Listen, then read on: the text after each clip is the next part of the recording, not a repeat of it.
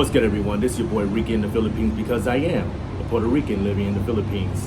Thank you for visiting my channel, and if you're new here, please be sure to like and subscribe so that way you can keep in the know for whenever I drop a upcoming video, and we could keep pushing these videos out to the masses. So let's get into it. So today I'm going to be discussing the 10 most commonly known scams that are being done here in the Philippines, and just to keep you guys aware of what to look out for upon your next arrival or visit, or pretty much stay out here. As you know, the Philippines, along with other Southeast Asian countries, they're known for their wonderful people, their rich culture, beautiful sceneries, islands, and what have you. But it's common knowledge that what some of Southeast Asia is known for, particularly the Philippines and Thailand, is romance and sex tourism. So that's really big out there, and for various reasons. So which I will be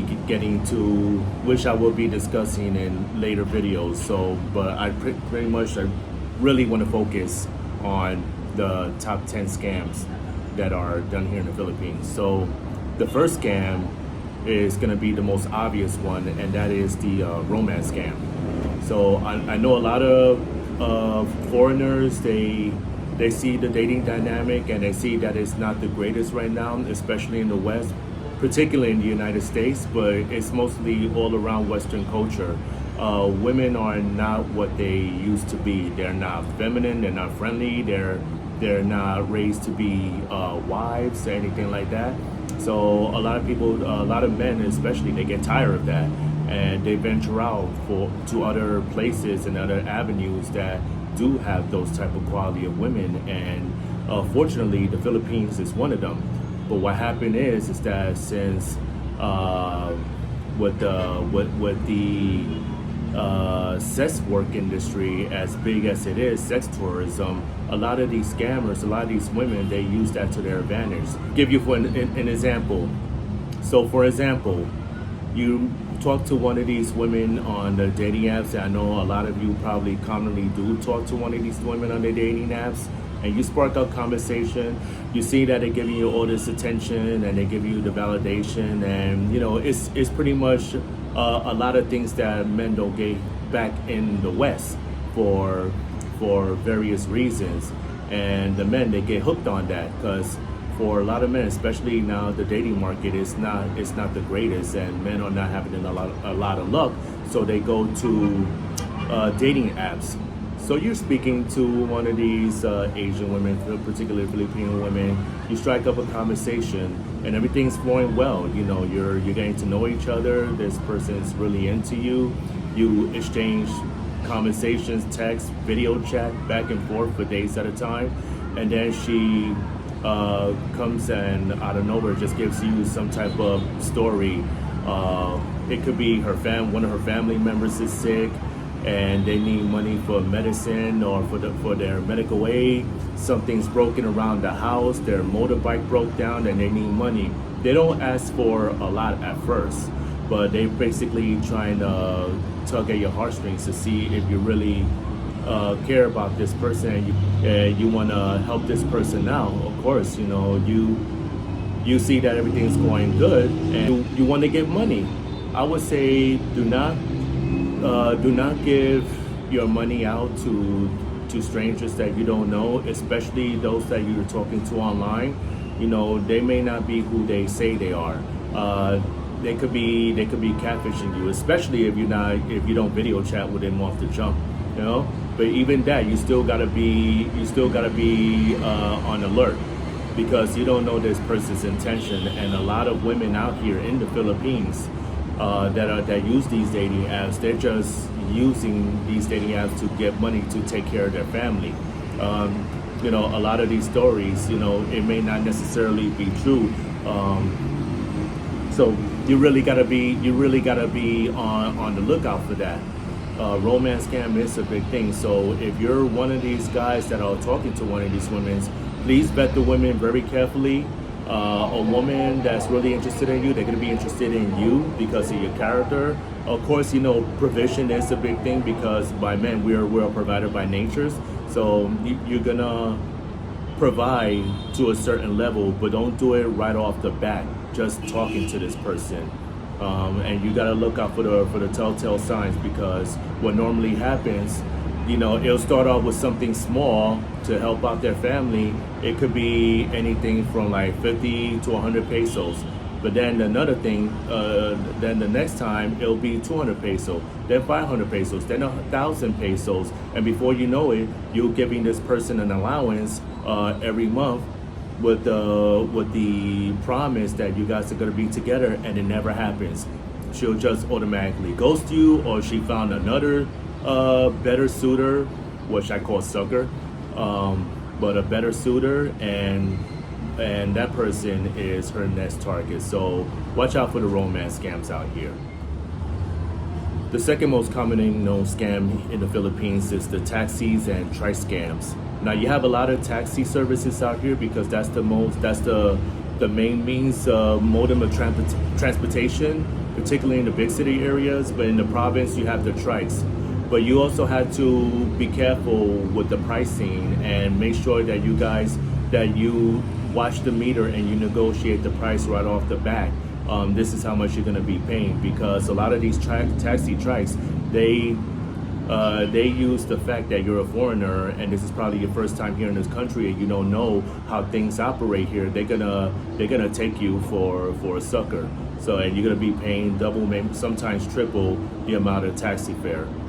Just pay attention to that and make sure that you're paying a flat rate.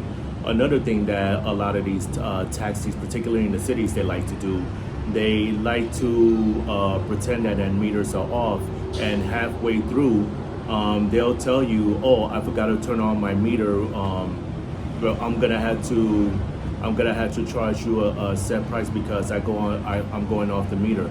Don't fall for that. Go for what you paid for. Go for what you set the price. Don't pay nothing more, because a lot of them like to do that. And if they give you and another thing they'll do, they'll tell you halfway through your destination that, this is too far. You will have to pay. This is too far. You will have to pay me a little bit more. And you tell them, no, I'm not paying you, more. This is the price that we negotiated. And sometimes they will respond with, well, I didn't understand what you were talking about, or I didn't understand your English. I'm not good at English. Trust me, these taxis and trikes, they're very good at English. They just like to play it off because you're a foreigner and they think that you're stupid. So, don't fall for that. You negotiate the price. You either negotiate the price up front if you're the province. This is how much it's going to cost, and I'll get into the province part because the trikes they're far cheaper than the taxis. You negotiate the price with the taxi cabs. It should be no more than 50 to I would say like 100, 150 peso, 200 peso, depending on the mileage. So I'm letting you know right off the bat, it's not going to cost no more than 300 pesos if you go somewhere that's going to take like 5 miles. That's going to take like 5 miles, or give or take the traffic as well. The traffic here is horrendous. Now in the province, the same thing applies. The trikes, they see you as a foreigner and they think, okay, we're gonna get more money out of this one. So they'll charge you double and triple the fee that they would normally charge a local over there. Now I'll tell you this, from traveling to both cities and province, the trikes there, they cost no more than 20 to 50 pesos max. I got into a situation when I was here last year, and thank goodness my wife was with me at the time. This guy was trying to charge me 150 pesos going from point A to point B, which took like less than 2 miles. And my wife had to, put that guy in his place. Like, no, this is not the flat rate. The trikes, they charge this amount, and you trying to charge more. You trying to get, take advantage of my husband because he's a foreigner. No, that's not going to work. So fortunately, I was able to get that. But if you take the taxis, make sure it's a legitimate taxi, and you'll know what the legitimate taxis are, especially in the tourist areas. They all look the same, and they all have their certification badge and everything else. Don't go into any shady taxis or any private cars that claims there are taxis. Most likely they're not taxi drivers. They're scammers trying to make a little something extra on the side. So be careful with that. Another commonly known scam in the Philippines here is known as the snatch and grab. It falls the same with pickpockets. Says poverty is an issue here in the Philippines. People are desperate. People are willing to do anything to try to get by or to try to feed or support their family.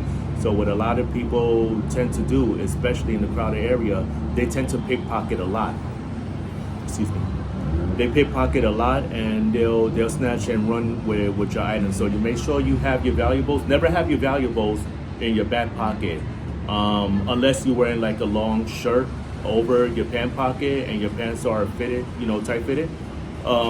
Never put your valuables, your wallet, your phone, in your back pocket. You either have it in your front pocket or you wear a fanny pack, one of those shoulder slings that a lot of foreigners I see they wear, and you have your valuables in there. Keep it zipped up at all times, because pickpocketing is a commonly known thing. Keep your distance from the locals. Stay away from crowded areas. Another thing, if you're walking out on the sidewalks, and I told you in my last video, the sidewalks are very narrow, so only one person could walk on that sidewalk, basically because of the infrastructure. That's just how it's set up. The sidewalks are very narrow. You're not only sharing the sidewalk, but you're also sharing the oncoming traffic. So you want to make sure that you're away from the traffic. I know it's a little difficult because of the traffic congestion here, but especially watch out for the motorbikes, because they're known to snatch your purse. They're known to snatch your valuables. If you have your phone in your hand, make sure you have it on you at all times. Don't have it just out exposed, because they could take it and they could ride off.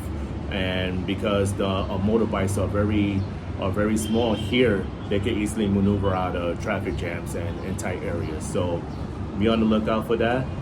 Snatch and grab. Another commonly known scam here is the let's have a drink scam, and this is particularly common in the bars and clubs. Now you're at the club, and a beautiful or pretty Filipino girl comes up and they strike up conversation with you. It could be one, or it could be a group of Filipino girls. They come up and they strike up a conversation with you, and conversation is flowing. You guys are hitting it off. You're having a good time, and you buy a few drinks for you guys here and there, and you think everything is going great. First of all, never buy a girl a drink at the bar or club, especially if they come up to you and try to start up conversation. One thing that I'll tell you about the Filipino women here, they're very reserved and they're very shy. They're most likely not going to approach a man, especially a foreigner, unless there's a hidden agenda behind it. And most likely, those women, they're either scammers, work with a certain group of people to try to steal your stuff, or, which is what I'm gonna get into, they're bar girls and they work in the bars. What they do is that they'll strike up conversations with men, local and foreigners, but they mostly attack the foreigners because they know that foreigners automatically have money and they're traveling there for vacation, or they're staying there as pack or whatever, and they'll try to extract as many drinks out of you. Now what they're doing when they're doing that, they get the drinks, and then they get a commission of that drink that you bought from them. They get a small commission from that.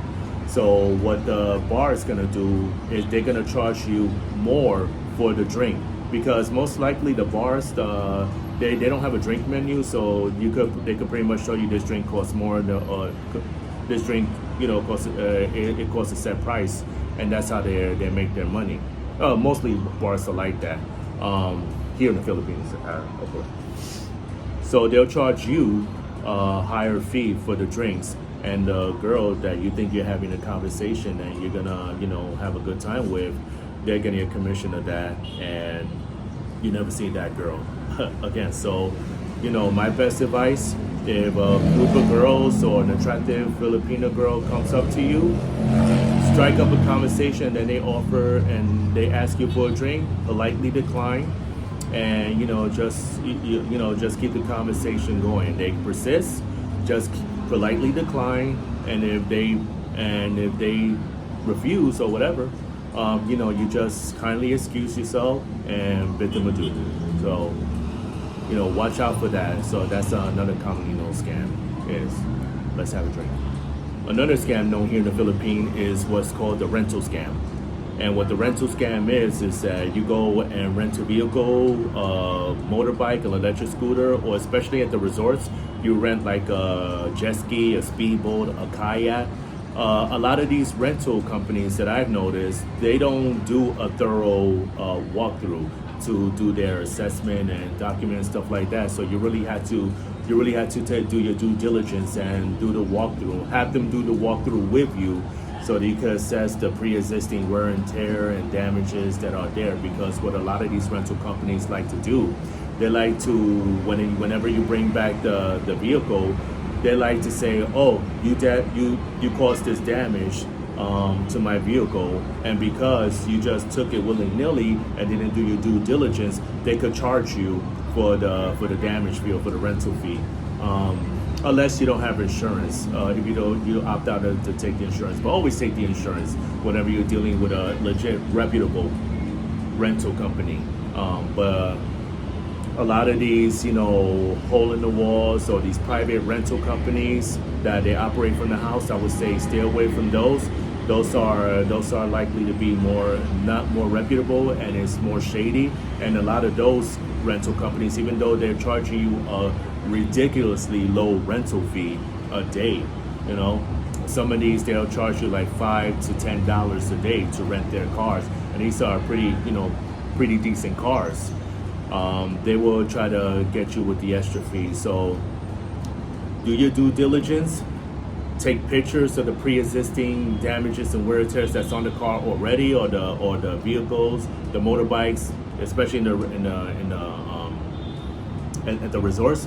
Take a picture, take a video, do a walkthrough. So whenever you bring the rental back and they try to pull that nonsense with you, you said, nope, this was already here. Here's the proof. I have it on video. I have it on camera, and you can protect yourself from that. So don't let them try to intimidate you into saying that you caused this, even though you know that you did your due diligence. Make sure you always document everything. And if they give you an issue, most likely they don't give you an issue if you have to prove, because you just caught them in their own BS. But if they do give you problems on it, you just contact the local authorities and you tell them what's going on. You submit the proof and documentations and everything like that. So that's one way to protect yourself from that. Another commonly known scam in the Philippines is the beggars or the fake beggar scams. And this is especially done in the province, because the province is more like a smaller community. It's a poorer area. So you're gonna have a lot of people coming up to you, especially if you're a foreigner. They're gonna, extend their hand out and beg you for money. Avoid them. Don't give them to them. They will be relentless. I'll tell you this. What they do is, especially for the parents, they send their kids out there, or they send themselves out there, and they will pretend to be, in poverty or have some type of disability or illness, and they'll ask you for a few dollars here or there. Just kindly decline. They will be relentless. You had to tell them no a few times before they, walk away. But with the kids, and this is sad. I personally, you should not put on your kids to do that, but that's what a lot of the parents in the province, they do in the Philippines, especially when you're living in poverty, or if you're just a straight up dirtbag, they'll send their kids out there and ask you for money, but again, that's commonly known to go out there. That's commonly known to happen out there. So whenever you're in the province, ignore them. Do not give them no money, because if you give one person money, they could go and they'll go back and tell the other people, and then you have a drove of people extending their hands out. And it's funny because, again, like I said, they're relentless. So they'll have their kids and they'll be tugging on you, and they'll be, patting you, and they'll have their hand like this. And, you want to give them money, but, you have to know that it's all a scam. They send their kids out there and they'll have their hand out, they'll walk with you. Even though you're ignoring them, even though you said no the first 1 or 2, 3 times, they will still have their hand on you. And especially if you're in a vehicle, and they'll knock on the window, and they could see inside. They see you not paying attention to them. But and if you do turn to them and be like, no, I don't have no money, they'll still be right there at the window. It's weird. Like, they don't take no for an answer out here. But if you're ever out in the Province area, yeah, just look out for that. Just look out for that type of scam. Don't give anybody money here. Another commonly known scam out here in the Philippines is the SIM card scam. Now, this is pretty much gonna be self-explanatory. The way the phone system works out here, unless you don't already have an international plan before coming out here, you're gonna have to buy a SIM card with their international data. They have different rates and different plans for whatever you want and forever how long you're out here. So there are a lot of good deals, but my best advice for you is to not buy a SIM card when you land in the Philippines and into the airport, because those vendors that are there selling you the SIM cards, yeah, they give you good deals and stuff like that, but they'll add like hidden rates and activation fees and stuff like that. As opposed to if you go to the mall, you go to the local retail vendor, and at the stores out here, they charge you one flat rate to do all that for you. But my best advice is wait till you go to the mall, go to the cyber zones, and buy the SIM card. Have somebody do the activation for you if you don't already know how to do it. I had my wife activate my SIM card for me. But like I said, the SIM card activations, don't get them at the airports, because they're gonna charge you higher than you would if you go out there. A lot of those vendors at the airport, they're not regulated by the FAA there. You know, they do rent space at the airport, but they're not pretty much regulated on you know, the prices and selling and the marketing of their products and items of merchandise. So, you know, do it that way, you'll save yourself a few dollars on that. Another scam that's commonly known out here in the Philippines, and I haven't personally seen it, but I've heard others talk about it. Hopefully I will never have to get into this situation, is you broke my item scam.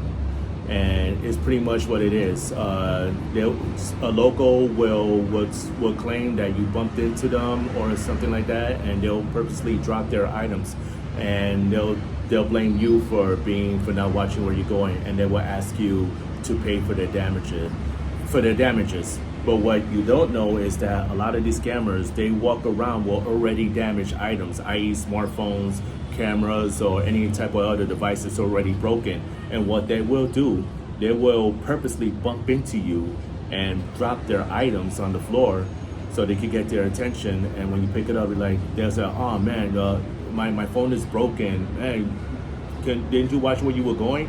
Now I can't afford to get a new phone. You're gonna have to buy me a new phone. Don't fall for it.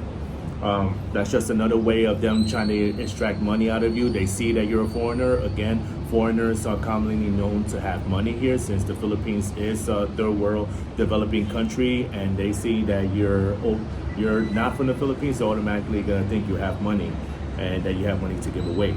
So don't fall for that, and don't give in to their demands, especially if you know that you was not at fault. And you know that they bumped into you, and they'll try to give you a hard time about it, but don't give in to it. Just walk away. And if they persist, you just go to the local authorities and you tell them that what they happened. Most likely, the local authorities know that about this type of scam. So, you know, if you threaten them with police action or take legal action, they'll most likely back down. But they will be persistent on that. So don't fall for it. What I would say is always keep your distance, mind your surroundings, because, like I said, you don't know the Philippine people, the locals, even though they are, for the most part, they are hospitable, they are friendly, they are well-rounded people, but you'll have those few bad apples out there that just ruins it for the bunch. But so it's always good to just mind your surroundings and keep your distance at all times. Another commonly known scam in the Philippines, and this is mostly happens in the bars and club scenes, is the bribery scam. The bribery scam is this: you're in the club and you have a pretty Filipino girl approach you, and she strikes up conversation. Again, like I said previously, you know, don't be rude or don't be mean, But Filipino girls is never gonna approach a man unless they have an agenda. Most Filipino women, they're reserved and shy by nature. So a Filipino girl comes up to you, strikes up conversation, and she'll say anything along the lines that, she'll bring up that she's having problems in her personal life.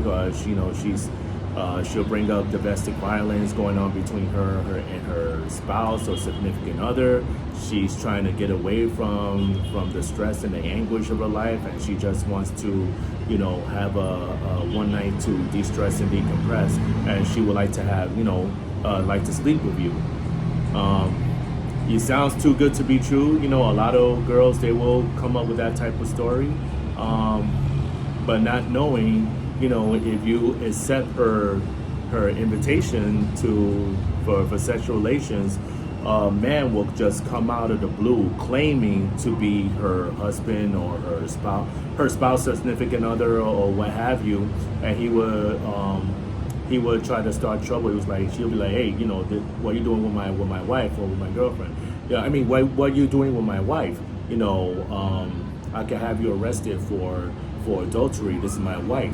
That you're a foreigner, you don't want to have no problems, so you try to come up with a resolution, and he'll come up with like, okay, pay me $200 or $300 and I'll forget that you were ever here. Don't do it. Don't give it to the money. Don't put yourself in that situation. That's all a scam. All right. That's most like they're working with each other and they see you as a foreigner, so that's one of the methods that they use. Another method that they'll use is the same scenario, but you're talking to the girl, she's having a hard, stressful time, trying to get away, trying to get her mind off her problems. She wants to sleep with you, and the guy comes out claiming to be her father, saying that she's underage. What are you doing with my underage daughter? I can have you arrested right now. But just pay me $200 or $300 and I'll forget this ever happened. That's common. It sounds far-fetched. It sounds like, out of the ordinary, but that actually does happen.